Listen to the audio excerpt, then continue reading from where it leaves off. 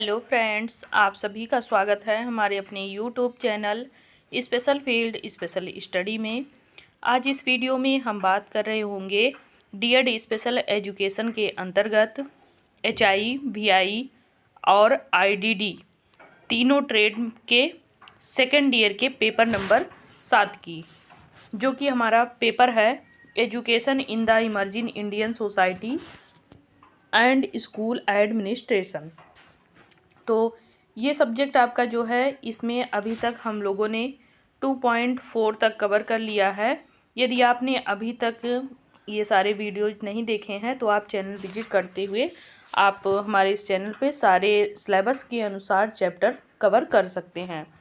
फ़िलहाल इस वीडियो में जो हम बात करने वाले हैं वो 2.5 पे बात करने वाले हैं, और 2.5 हमारा है कि इसमें जो हमें पढ़ना है वो पढ़ना है हमें राष्ट्रीय शिक्षा नीति 1986, नेशनल एजुकेशन पॉलिसी 1986 और कार्य योजना प्रोग्राम ऑफ एक्शन 1992 और राष्ट्रीय शिक्षा नीति नेशनल एजुकेशन पॉलिसी 2020। तो इसके बारे में हम विस्तार पूर्वक यहाँ पे अध्ययन करेंगे, क्योंकि इससे संबंधित आपके शॉर्ट टाइप क्वेश्चन भी आ सकते हैं और लॉन्ग टाइप क्वेश्चन भी आ सकते हैं। तो हम इसी में दोनों कवर करेंगे लगभग।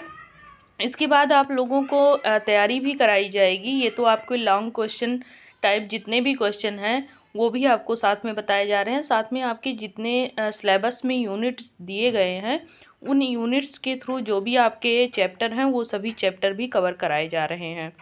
तो चलिए बात करते हैं हम। जो हमारा पहला नेशनल एजुकेशन पॉलिसी है 1986, ये क्या कहता है? ये 1986 जो शिक्षा प्रणाली थी, ये एक उभरती ज़रूरतों को संबोधित करने का एक प्रयास था। नीति में माना गया कि शिक्षा वर्तमान और भविष्य में एक अद्वितीय निवेश है, और इसमें प्रमुख कुछ सिफारिशें भी रखी गईं, जैसे कि राष्ट्रीय शिक्षा प्रणाली की।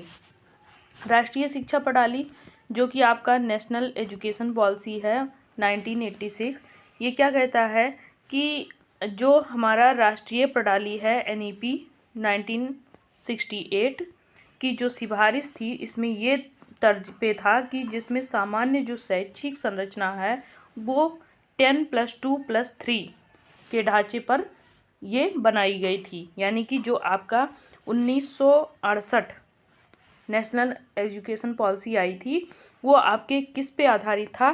10+2+3 पे। फिर राष्ट्रीय शिक्षा प्रणाली जो आपका ये दूसरा आया, ये आपके किस पे आधारित है, ये आप आगे इसमें जानेंगे। तो इसमें कुछ बदलाव किए गए और उन बदलावों के साथ में इसमें सभी चीज़ों को शामिल किया गया। अब हम बात करेंगे प्रारंभिक बचपन की देखभाल और शिक्षा के बारे में। तो नीति में जो पहली पीढ़ी के विद्यार्थी होते हैं वे छोटे बच्चों की शिक्षा और देखभाल को प्रमुख इसमें महत्व में रखेंगे, क्योंकि जो छोटे बच्चे हैं वो यहाँ पे आकर के सीखना स्टार्ट करते हैं, तो सबसे पहले उनके बारे में यहाँ पे सबसे ज़्यादा ख्याल रखा गया है। इन बच्चों के लिए प्रारंभिक बचपन की देखभाल और शिक्षा कार्यक्रम की सिफारिश की गई है, और एकीकृत शिक्षा पर भी यहाँ पे बल दिया गया है।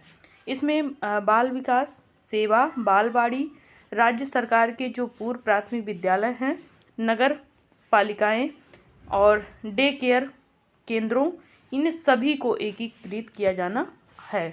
यानी कि ये 1986 जो आपकी नेशनल एजुकेशन पॉलिसी आई थी उसमें ये सभी चीज़ों को आपके एकीकृत किया गया था, यानी इन सबको इसमें शामिल किया गया था।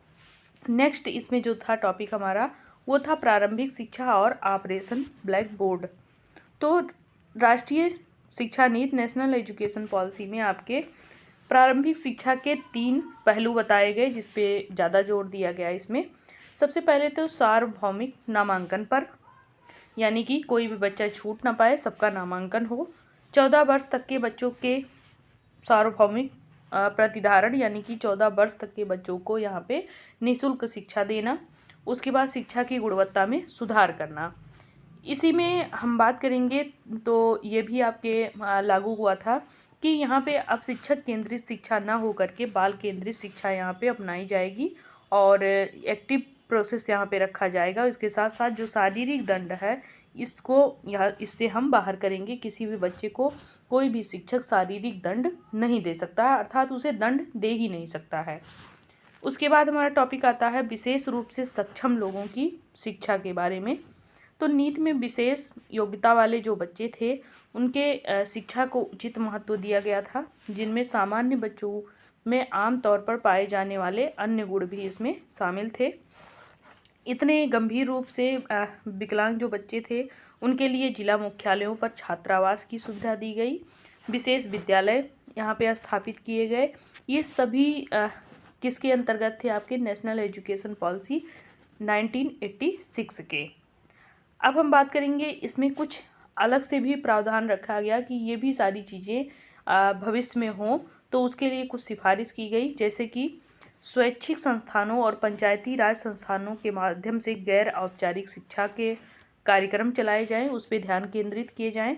ग्रामीण जो क्षेत्र हैं या अनुसूचित जाति हैं या अनुसूचित जनजाति के लिए आरक्षण के साथ साथ उनमें जो विशेष प्रतिभा वाले बच्चे हैं उनके लिए अलग से एक तरीके से आवासीय विद्यालय, नवोदय विद्यालय जैसी यहाँ पे योजनाएं रखी जाएं, ताकि बच्चों को विशेष सुविधा मिल सके और उसमें रह करके वो अपनी पढ़ाई अच्छे से पूरी कर सकें।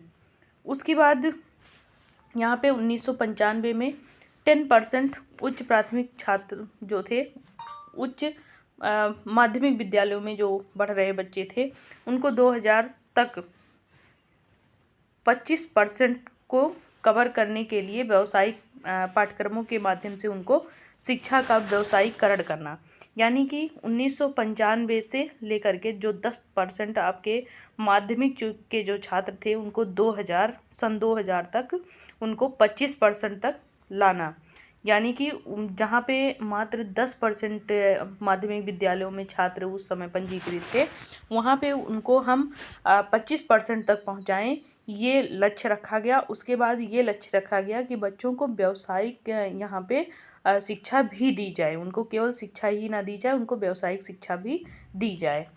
यूजीसी के निर्देशों के अनुसार स्वायत्त विभाग और स्वायत्त महाविद्यालयों की भी स्थापना का प्रोत्साहन मिला। इसके बाद इसमें महाविद्यालयों में अनुसंधान की सुविधा देने के लिए भी यहाँ पे अलग से सुझाव रखे गए, मूल्यांकन पर भी ध्यान दिया गया। साथ ही जो विशिष्ट नौकरियां थीं उसके उम्मीदवार के लिए भी यहाँ पे जो वहाँ पे निर्धारित किया जाता है वो सारी चीज़ों का भी यहाँ पे आयोजन किया जाए, डिग्रियों का अलग से स्क्रीनिंग किया जाए और वहाँ पे अलग से मूल्यांकन किया जाए, ये सारी चीज़ें इसमें शामिल थी। फिर गांधीवादी बुनियादी शिक्षा पर आधारित जो ग्रामीण विश्वविद्यालय और संस्थान थे उनकी स्थापना की जाए। तकनीकी जनशक्ति सूचना प्रणाली को मजबूत करना और तकनीकी शिक्षा के उचित औपचारिक गैर औपचारिक कार्यक्रम की भी स्थापना करना। तो ये हमारा जो लक्ष्य था ये हमारा NEP 1986 का था, जिसमें हमारी जो शिक्षा प्रणाली थी वो 10+2+3 पे था। एक बार आप फिर से कंफर्म कर लें, 10+2+3 पे। इस पे हमारा ये कार्य करता था 1968। अब हम बात करेंगे आगे कार्य योजना 1992 की। 1992 में हमारा जो कार्य योजना आया वो था प्रोग्राम ऑफ एक्शन 1992, यानी कि 1989 में भारत सरकार ने राष्ट्रीय शिक्षा नीति 1986 की प्रभावशीलता की समीक्षा के लिए आचार्य राममूर्ति की अध्यक्षता में एक समिति का गठन किया था। राममूर्ति समिति के सुझावों पर विचार करने से पहले सरकार ने राममूर्ति समिति की सिफारिशों पर भी गौर करने के लिए एक और समिति नियुक्त की थी। श्री जनार्दन रेड्डी इस समिति के अध्यक्ष भी थे और उन्होंने जनवरी 1992 में अपनी एक रिपोर्ट प्रस्तुत की, जिसमें कार्यक्रम 1992 के रूप में उसको बाद में जाना गया। बड़े बदलाव इसमें क्या क्या किए गए थे? सबसे पहले तो प्रारंभिक बचपन देखभाल और शिक्षा, जिसको हम क्या बोलते हैं, ECCE। ECCE का मतलब होता है प्रारंभिक बचपन देखभाल और शिक्षा। तो ECC के जो कार्यक्रम थे उस लक्ष्यों को प्राप्त करने के लिए NEP 1992 न सरकारी और न गैर सरकारी एजेंसियों के समन्वित कामकाज का प्रस्ताव रखा, बल्कि इसमें प्रारंभिक बचपन की शिक्षा की गुणवत्ता में भी सुधार लाने के लिए आंगनबाड़ी कार्यकर्ताओं को विशेष रूप से प्रशिक्षण के माध्यम से भी उनको यहाँ पे समय समय पे उनको प्रशिक्षण दिए जाने का भी प्रावधान रखा गया। अब हम बात करेंगे प्रारंभिक शिक्षा का सार्वभौमिकरण UEE। इसमें कई नए विचार संशोधित किए गए, कई योजनाएं इसमें प्रस्तावित हुई और इसमें छात्रों के लिए अनौपचारिक शिक्षा भी रखा गया और इसमें विद्यालयों में जो बच्चे जाने में समर्थ थे उनको भी यहाँ पे प्रोत्साहित किया गया। साथ ही शैक्षणिक रूप से जो पिछड़े वर्ग थे उनको भी विद्यालयों में जाने के लिए जागरूकता कार्यक्रम चलाए गए। राज्यों पर ध्यान केंद्रित किया गया और संघीय और राज्य सरकारों के बीच की जो जिम्मेदारी थी वो 50-50% में उसको विभाजित भी कर दिया गया। फिर हम बात करेंगे माध्यमिक शिक्षा की। तो माध्यमिक शिक्षा कार्य योजना जो कि POA 1992 के तहत माध्यमिक शिक्षा के लिए अतिरिक्त अवसरों का यहाँ पे विस्तार किया गया। माध्यमिक शिक्षा बोर्ड को पुनर्गठित करके इसमें POA 1992 ने उनकी स्वायत्तता को बढ़ा दी। इस कार्य योजना में जो भी छात्र थे वो डिजिटल साक्षरता और तकनीकी कौशल में सुधार करने का दूरदर्शी विचार भी इसमें शामिल किया गया। उसके बाद नवोदय विद्यालयों के माध्यम से शिक्षा की गुणवत्ता इसमें सुधार किया गया। 1992 में POA ने न केवल दूर दराज के जो क्षेत्र के बच्चे थे या फिर पूरे देश में नवोदय विद्यालय की स्थापना पर भी उन्होंने जोर दिया कि जो बच्चे थोड़े से प्रतिभाशाली हैं वो नवोदय विद्यालय में भी जा सकें और इन विद्यालयों को सभी सामाजिक आर्थिक पृष्ठभूमि से उच्च उपलब्धि हासिल करने वाले छात्रों की सहायता के लिए गठित किया गया था। वही जो मैंने बताया आपको कि जो भी छात्र थोड़े प्रतिभावान थे उनके लिए ये विद्यालय स्थापित किए गए ताकि उनकी जो विद्यालयी शिक्षा गुणवत्ता थी उसमें सुधार लाया जा सके। अब हम बात करेंगे महिलाओं के लिए शिक्षा। तो इस कार्य योजना में जो महिला शिक्षा को प्राथमिकता दी गई, इसमें अतिरिक्त विकास कार्यक्रम का भी प्रस्ताव रखा गया। इसका उद्देश्य था कि उन्हें कानूनी साक्षरता प्रदान करना, उसके बारे में बताना, यानी कि उन्हें कौन कौन से मौलिक अधिकार प्राप्त हैं, कौन कौन से उनके लक्ष्य हैं, कौन कौन से उद्देश्य हैं, कौन से उनके जो नागरिकता के धर्म हैं वो उनको सारी चीज़ें बताई जाए, उससे उनको अवेयर किया जाए। इसका लक्ष्य लिंग असमानता जैसे मुद्दों को संबोधित करने के लिए लिंग और गरीबी जो थी उसको हटाने के लिए कार्यक्रम चलाना था। महिला सशक्तिकरण पे कार्यक्रम चलाना था, उस पर प्रशिक्षण देना था और इन संस्थानों में या महिला संगठनों को यहाँ पे काफ़ी मान्यता दी गई और ऐसे बहुत सारे केंद्र भी स्थापित किए गए। अगला था हमारा प्रौढ़ शिक्षा और सूक्ष्म नियोजन। तो गैर औपचारिक शिक्षा पहल के तहत वयस्क जो थे उनको शैक्षिक अवसर में सुझाव दिए गए कि उनको भी शैक्षिक अवसर मिले, जो मतलब छोड़ चुके थे जो विद्यालय या फिर कह लीजिए थोड़ा बहुत पढ़े थे तो उनको फिर से अवेयर करना ताकि वो भी पढ़ सकें। जो सुदूर के थे या ग्रामीण इलाकों के थे और शहरी क्षेत्रों में रहने वाली जो महिलाएं थीं, छात्रों के लिए उनको लक्ष्य प्राप्त करने के लिए दूरस्थ शिक्षा और मुक्त विद्यालयी शिक्षा जैसे यहाँ पे नवीन कार्यक्रम भी प्रस्तावित किए गए 1992 में, जिसको आप क्या बोलते हैं, डिस्टेंस लर्निंग मोड। तो डिस्टेंस लर्निंग मोड का आपके 1992 से प्रचलन स्टार्ट हुआ। इसमें आदिवासी छात्रों के लिए भी शैक्षिक सूक्ष्म नियोजन का भी सुझाव दिया गया कि जो इसमें आदिवासी बालक बालिकाएं थी उनके लिए भी यहाँ पे शिक्षा का विशेष प्रावधान रखा जाए। तो कुल मिलाकर के महिलाओं की शिक्षा पर इस पे विशेष जोर दिया गया और विशेष योग्यता वाले छात्रों के लिए भी यहाँ पे शिक्षा रखी गई, जिसमें समिति ने उस समय के 12.59 यानी कि 12.59 मिलियन जो विशेष रूप से दिव्यांग बच्चे थे उनके लिए कुछ महत्वपूर्ण चरणों में सिफारिश की गई, जैसे कि उनकी ज़रूरतों को पूरा करने के लिए, समावेशी कक्षा के लिए या फिर उनको गैर औपचारिक शिक्षा से जोड़ने के लिए। इस पे ज़्यादा महत्व दिया गया जो हमारे दिव्यांग बच्चे थे उनके लिए भी इसमें कार्य किए गए। अब हम बात करेंगे राष्ट्रीय शिक्षा नीति, नेशनल एजुकेशन पॉलिसी 2020 के बारे में। तो ये देश के समग्र विकास को ध्यान में रखते हुए भारत सरकार ने 34 वर्षों के बाद में भारत की शैक्षिक नीति को बदलने का एक निर्णय लिया, जो कि आपके 2020 में बदलाव लाया गया। नई शिक्षा नीति विकसित करने के लिए केंद्र सरकार ने कस्तूरी रंगन समिति के अध्यक्ष थे उस टाइम पे, इनको 2017 में राष्ट्रीय शिक्षा नीति में 2019 का मसौदा भी तैयार करने के लिए कहा। यानी कि मसौदा समिति के जो अध्यक्ष थे वो कौन थे? कस्तूरी रंगन थे। और भारत में केंद्र सरकार ने जुलाई 2020 में राष्ट्रीय शिक्षा नीति 2020 को ये मंजूरी दे दिए। उसके बाद भारतीय शिक्षा संरचना एवं प्रबंधन लगभग 34 वर्षों तक नई शिक्षा नीति जो 1986 द्वारा निर्देशित रहा, यानी कि 34 वर्षों तक भारत में आपके 1986 जो नेशनल एजुकेशन पॉलिसी थी वो चलती रही। उसके बाद आपके 2020 आया।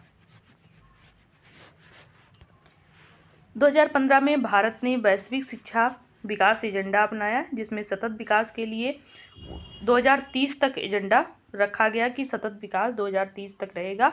इसमें इस लक्ष्य में 4 SDG 4 ये आपके इसमें रखे गए। इसका लक्ष्य था कि 2030 तक समावेशी और समान गुणवत्ता वाली जो शिक्षा थी ये अपनाई जाए और इसमें सभी के लिए आजीवन सीखने के अवसर को बढ़ावा दिया जाए। इन विकास को ध्यान में रखते हुए 2015 में TSR सुब्रमण्यम जो थे उनकी अध्यक्षता में शिक्षा नीति पर चर्चा शुरू करने और एक मसौदा रिपोर्ट तैयार करने के लिए एक समिति का गठन किया गया था। ये बहुत ही महत्वपूर्ण है। जब मसौदा सार्वजनिक डोमेन में उपलब्ध कराया गया था तो कई मुद्दे सामने आए थे, जैसे कि जून 2017 में डॉक्टर कस्तूरी रंगन की अध्यक्षता में एक नई समिति की भी स्थापना की गई और कस्तूरी रंगन ने उठाए गए सभी सुझावों या आपत्तियों पर विचार किया और एक मसौदा नीति तैयार की, जिसे 31 मई 2019 को फिर से सार्वजनिक कर दिया गया। अब हम बात करेंगे NEP और विजन की। तो NEP जो है आपका राष्ट्रीय शिक्षा नीति 2020 राष्ट्रीय शिक्षा नीति को भारतीय लोकाचार में निहित एक शिक्षा प्रणाली के रूप में इसको प्रस्तुत किया गया, जो सभी को उच्च गुणवत्ता वाली शिक्षा प्रदान करे। भारत में एक समतामूलक और जीवंत ज्ञान वाले समाज में बदलने में भी इसका योगदान पूरा था, यानी कि जो आपका NEP विजन था। अब NEP 2020 के कुछ लक्ष्य हैं, जिसमें नवोन्मेषी शिक्षा केंद्र। इसका मतलब ये होता है कि ये जो नीति है ये सभी छात्रों, जैसे कि जो विशेषकर कम आय वाले परिवार हैं या गरीबी रेखा के नीचे वाले जो बच्चे हैं या छात्रों को जो मतलब आदिवासी हैं, इन सबको भी उच्च गुणवत्ता वाली शिक्षा प्रदान की जाए। इसके लिए इनको प्रोत्साहित किया जाए, उसके लिए केंद्र स्थापित किए गए थे। अच्छा बुनियादी ढांचा समर्थन, इसका मतलब ये है कि छात्रों के लिए आप यहाँ पे अच्छे से अच्छा माहौल सुनिश्चित करें और उसके लिए NEP 2020 अच्छी तरह से जो भी सुसज्जित कक्षाएं थी, प्रयोगशालाएं थी, वो सभी चीज़ों को समर्थन देने लगी। फिर छात्र प्रगति पर एक नज़र रखना, यानी कि छात्र किस तरीके से अपने प्राथमिक स्तर पर ही वो आगे प्रतिभाशाली है कि नहीं है, किस ग्रेड में है वो, किस स्तर पर है वो, सीखने में कैसा है, उसका साक्षरता कैसा है, संख्यात्मक कौशल कैसा है, ये सभी चीज़ों पर अगर वहाँ पे ध्यान दे रहा है तो उस बच्चे को आगे जाने की भी यहाँ पे सुविधा उपलब्ध थी। अब हम बात करेंगे सीखने के कई तरीके। NEP 2020 में सीखने के एक बहुत मतलब कह लीजिए कि उसमें अन्य तरीके भी शामिल थे, यानी कि ये बहुमॉडल लचीले दृष्टिकोण पर आधारित था आपके, जिसमें शिक्षा के औपचारिक और अनौपचारिक दोनों तरीके इसमें शामिल किए गए थे। अनुभवी सकाय सदस्य, यानी कि ये जो नीति था ये छात्रों को उच्च गुणवत्ता वाले शिक्षण और सीखने के अनुभव प्रदान करने वाला था। इसमें अच्छी तरीके से बच्चों को प्रशिक्षण दिया जाता था ताकि वो भी उसमें अपनी सदस्यता लेते हुए प्रतिभाग कर सकें। उसके बाद बात करेंगे प्रशिक्षित परामर्शदाता की। तो NEP 2020 में आपके छात्रों को भावनात्मक और मानसिक स्वास्थ्य सहायता प्रदान किया गया। विद्यालयों में प्रशिक्षित जो परामर्शदाता हैं उनके महत्व पर भी जोर दिया गया। इसमें ओपन लर्निंग ये भी इसमें काफ़ी महत्वपूर्ण रहा। इस नीति के तहत 3, 5 और 8 के छात्रों के पास स्टेट ओपन विद्यालय NIOS और उसके बाद व्यावसायिक पाठ्यक्रम के माध्यम से ओपन लर्निंग भी इसमें रखे गए। इसके भी विकल्प थे इसमें, और इसका उद्देश्य विद्यालय न जाने वाले लगभग 20 लाख बच्चों को कक्षा में वापस लाने का था। अब हम बात करेंगे NEP और संरचना और ECC 10+2 जो विद्यालय थे उनमें शिक्षा संरचना 5-3-3-4 था, यानी कि 5+3+3+4 3 वर्ष से 18 वर्ष तक के आयु समूहों को ये कवर करता है। इसमें प्रारंभिक बचपन की देखभाल और शिक्षा को समग्र संरचना में शामिल किया गया था। पहले 3 से 6 वर्ष की आयु के बच्चों को इस संरचना से बाहर रखा गया था, बाद में फिर इनको इसमें शामिल किया गया।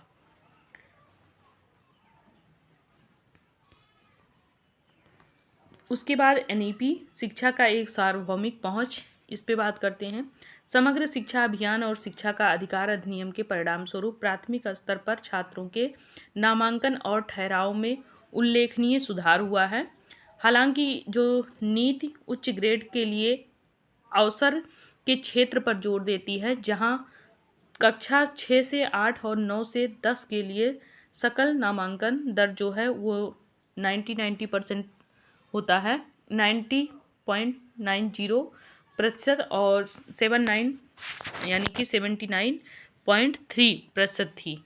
वहीं ग्रेड 11 और 12 में अगर देखा जाए तो उसमें आपके 56.5% हो गया था।